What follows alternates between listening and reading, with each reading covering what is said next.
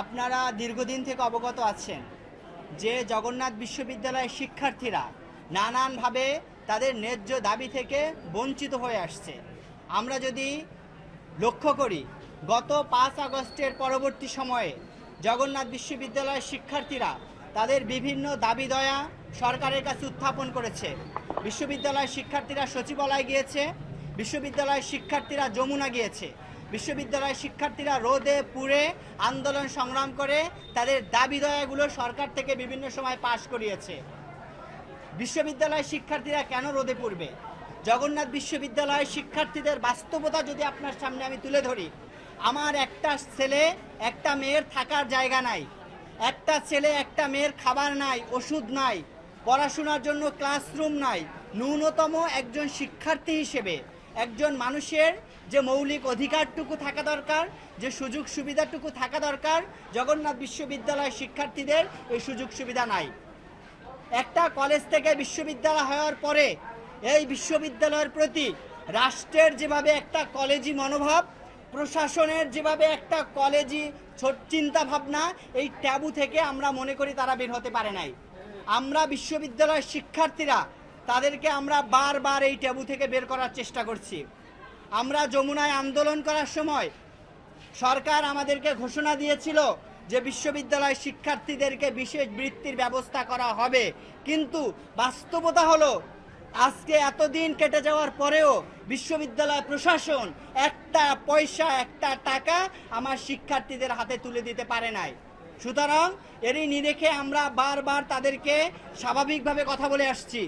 আমরা আমাদের ধৈর্যের, আমাদের ভদ্রতার, আমাদের সর্বোচ্চ পর্যায়ে আমরা পৌঁছে গেছি, কিন্তু ভালো কথায় কাজ হবে না, এটা জগন্নাথ বিশ্ববিদ্যালয় ছাত্র শিবির ভালোভাবে বুঝে গেছে। আমরা আজকে প্রশাসনের কাছে মোটা দাগে 2টা বিষয় আমরা কথা বলতে গিয়েছিলাম।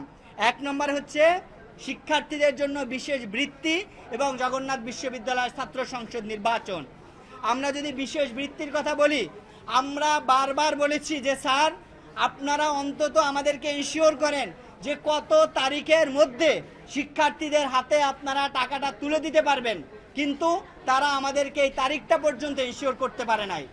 সরকার আমাদেরকে অনুমোদন দিয়েছে, কিন্তু বিশ্ববিদ্যালয় লিঙ্ক, লবিং, রিয়াজুর ভুলের কারণে আমরা মনে করি তারা আমাদের এই দাবি আদায়ে এবং শিক্ষার্থীদের হাতে এই টাকাটা পৌঁছে দিতে ব্যর্থ হয়েছে।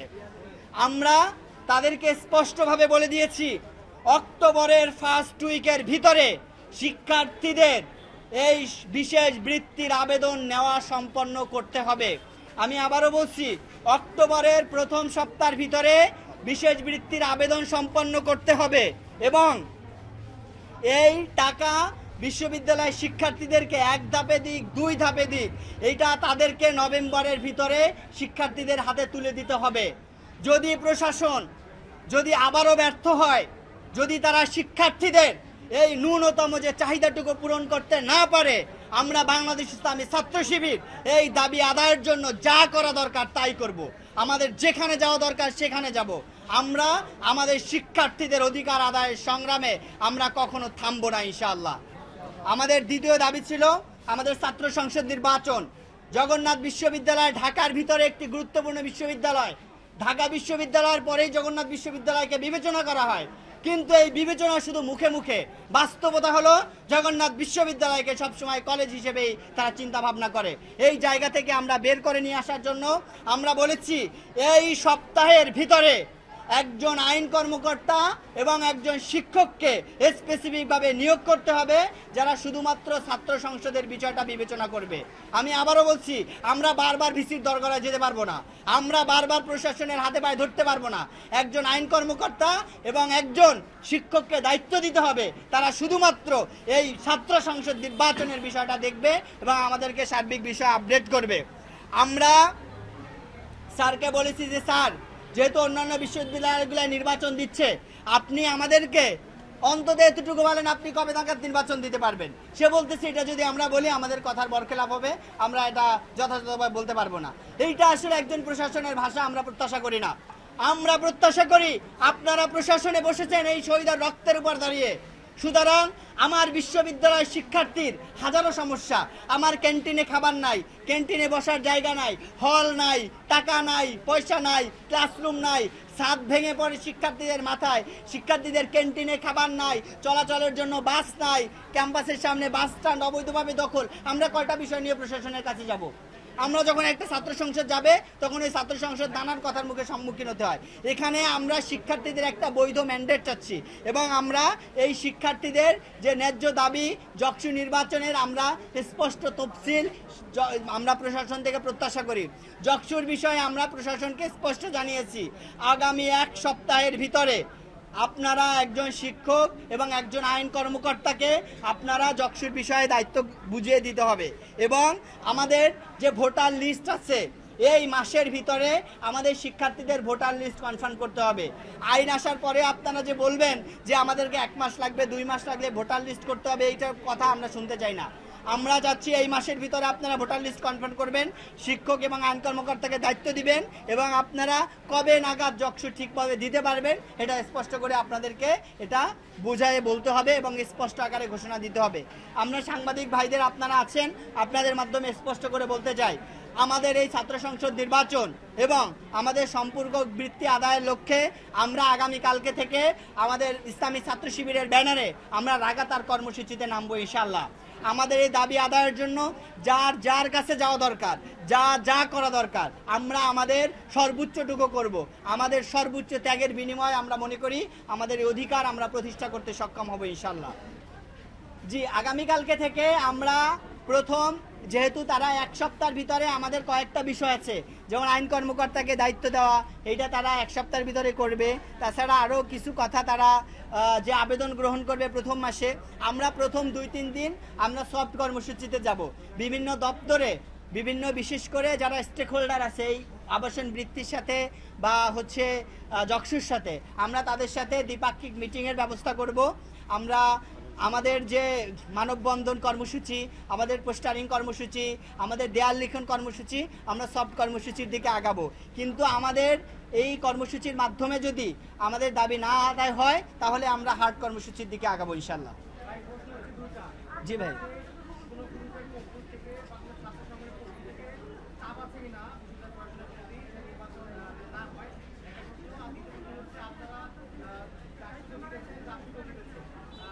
অসংখ্য ধন্যবাদ। আমাদের এই আন্দোলনগুলো আপনারা যদি বিগত 2-3 মাসের আন্দোলন অ্যানালাইসিস করেন, ডাকসু নির্বাচনের 1-1.5 মাস আগে থেকে 5 আগস্টের পরে থেকে বিশ্ববিদ্যালয়ের মৌলিক যে কয়েকটা দাবি ছিল তার ভিতরে ছিল ছাত্র সংসদ নির্বাচন। আর এই ছাত্র সংসদ নির্বাচনের দাবিতে আজকে দুপুর 12টায় এখানে বাংলাদেশ গণতান্ত্রিক ছাত্র সংসদ বাকশাস তারা এখানে সংবাদ সম্মেলন করেছে। বাংলাদেশ ছাত্র অধিকার পরিষদ তারাও দীর্ঘদিন থেকে আন্দোলন করে আসছে। বাংলাদেশ জাতীয়তাবাদী ছাত্র দলও তাদের জায়গা থেকে পজিটিভ জগন্নাথ বিশ্ববিদ্যালয়ের ছাত্র সংসদ নির্বাচনের ব্যাপারে। আমাদের যে সমাজতান্ত্রিক ছাত্র ফ্রন্ট এবং ছাত্র মৈত্রী আছে তারাও দীর্ঘদিন থেকে দেয়াল লিখন নানাবিধ কর্মসূচির মাধ্যমে তারা এই দাবিটা প্রশাসনের কাছে উত্থাপন করে যাচ্ছে। তো আমরা স্পষ্ট এবং প্রমাণের ভিত্তিতে দেখতে পাচ্ছি জগন্নাথ বিশ্ববিদ্যালয়ের কোনো ছাত্র সংগঠনের পক্ষ থেকে ছাত্র সংসদের নির্বাচনের ব্যাপারে নেগেটিভ কোনো বিষয় আমরা এখনও পাইনি এবং আমরা যকসুতে বা ডাকসুতে জিতেছি। এটা হলো শিক্ষার্থীরা মনে করেছে যে ডাকসুতে এবং যকসুতে যদি আমরা শিবিরকে ভোট দেই শিবিরে আমানত রক্ষা করতে পারবে, তারা ভোট দিয়েছে। যকসুতেও যদি শিক্ষার্থীরা মনে করে যে শিবিরকে ভোট দিলে তারা আমরা তাদের আমানত রক্ষা করতে পারবো, তারা আমাদেরকে ভোট দিবে। যদি মনে করে না শিবিরকে ভোট না দিয়ে আমরা অন্য একজনকে ভোট দিব, তাদের এখানে সর্বোচ্চ স্বাধীনতা থাকবে এবং তারা যাকে ইচ্ছা তাকে ভোট দিবে। এবং আমরা চাচ্ছি শিক্ষার্থীদের নির্বাচিত মনোনীত প্রতিনিধির হাতে এটা যে সর্ববিষয়ে তাদের কাছে দায়িত্ব দেওয়া হোক, যাতে তারা শিক্ষার্থীদের কণ্ঠস্বর হয়ে কথা বলুক। এটা যে শিবিরকে বলতে হবে বিষয়টা এমন না, যে বিজয় হবে সেই কথা বলবে এবং আমরা ছাত্র শিবিরের পক্ষ থেকে তাদেরকে সর্বোচ্চ সহযোগিতা করবো ইনশাল্লাহ।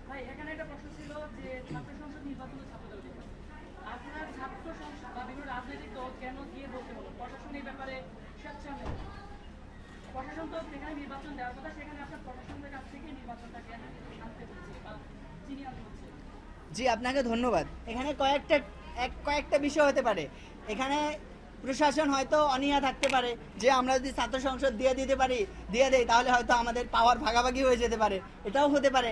আবার অন্য কারণ হতে পারে, তাদের নানাবিধ কারণে অনিচ্ছা হতে পারে। আপনারা জানেন যে বিশ্ববিদ্যালয়ের অনেকগুলো বিষয় নির্ভর করে, এখানে টেন্ডারের বিষয় থাকে, এখানে নানান বিষয় চাকরি বাকরির বিষয় থাকে, এখানে কেনাকাটার বিষয় থাকে, টাকা পয়সার লেনদেন থাকে, এখানে পাওয়ারের অনেক বিষয় থাকে, হয়তো এই জায়গা থেকেও তাদের অনীহা থাকতে পারে। কিন্তু আমরা তো শিক্ষার্থী, আমাদের সবার আগে আমার শিক্ষার্থীদের অধিকার, আমার শিক্ষার্থীদের প্রতিনিধিত্ব, এটা নিশ্চিত করার জন্য তারা যেহেতু আন্তরিকতা দেখাচ্ছে না, সুতরাং তাদের আন্তরিক কিভাবে করতে হয় এটা আমাদের জানা আছে এবং আমরা আমাদের এই পদ্ধতিতে তাদেরকে আন্তরিক করে আমরা আমাদের দাবি আদায়ের সর্বোচ্চ প্রচেষ্টা করব ইনশাল্লাহ।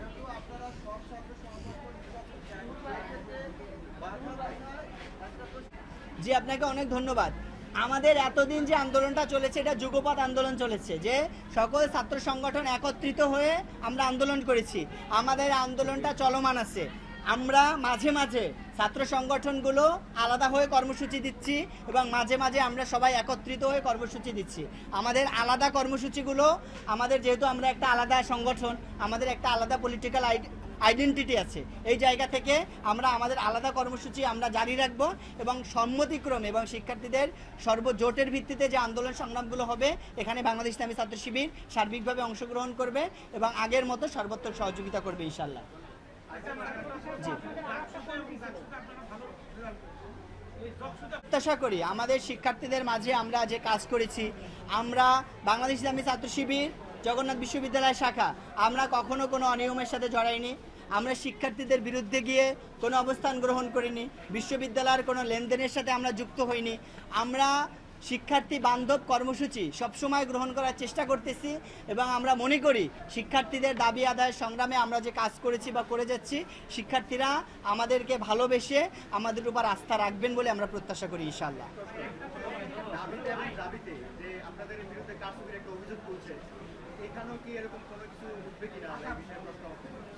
জি, আপনাকে ধন্যবাদ। বিষয়টা হলো কারসাজির অভিযোগ যেটা সেটা কি আসলে প্রমাণিত হয়েছে কিনা? হয়নি তো। অভিযোগ একজনই করতেই পারে। এখন একজন যখন যে দেখবে যে আমি হেরে যাচ্ছি তখন সে কি করবে? সে অভিযোগ করবে, এটাই স্বাভাবিক। অভিযোগ যদি প্রমাণিত হয়, যদি আমরা আসলেই কোনো অপরাধের সাথে জড়িত হই, আপনারা অবশ্যই মিডিয়ার মাধ্যমে আপনারা এটা প্রমাণ করবেন এবং রাষ্ট্রীয় সর্বোচ্চ আইন অনুযায়ী আপনারা আমাদের বিরুদ্ধে শাস্তি গ্রহণ করবেন, এখানে আমাদের কোনো আপত্তি নেই।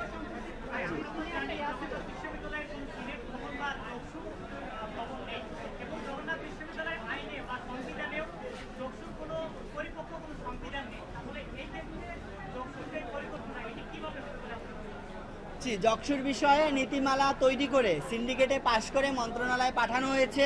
আমরা মনে করি যে রাষ্ট্রের আন্তরিকতা এবং প্রশাসনের আন্তরিকতা থাকলে এটা 2-3 দিনের ভিতরেই আইনটা পাশ করানো সম্ভব। এখানে সব কার্যক্রম শেষ, সিন্ডিকেটে পাশ করানো শেষ, আইন মন্ত্রণালয়ে পাঠানো শেষ, শুধুমাত্র সিগনেচার করলে আইনটা পাশ হয়ে যাবে। কিন্তু খুব বেশি জটিলতা নেই।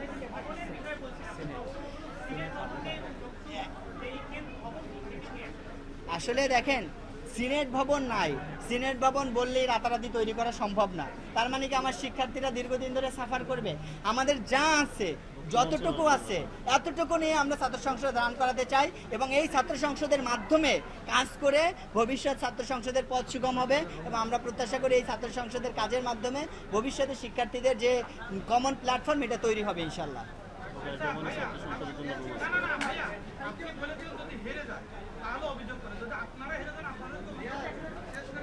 আমরা হেরে গেলে আসলে আমরা তো কোথাও অভিযোগ করিনি।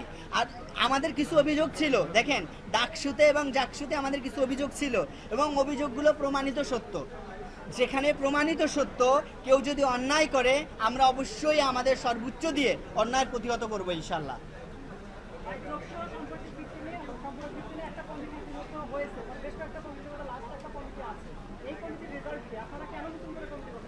আমরা নতুন করে কমিটি চাচ্ছি না, আমরা চাচ্ছি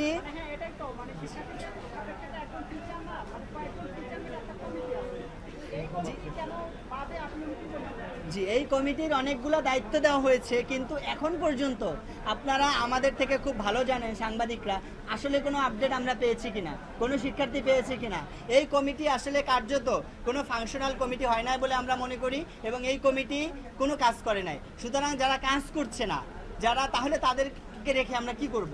আমাদের দরকার কাজ, আমাদের দরকার শিক্ষার্থীদের অধিকার। সুতরাং যেখানে গেলে আমার কাজ হবে, যেখানে গেলে আমার রাইট প্রোটেক্ট হবে, আমরা এই জায়গায় যাব এবং এই ব্যবস্থায় গ্রহণ করবো ইনশাল্লাহ।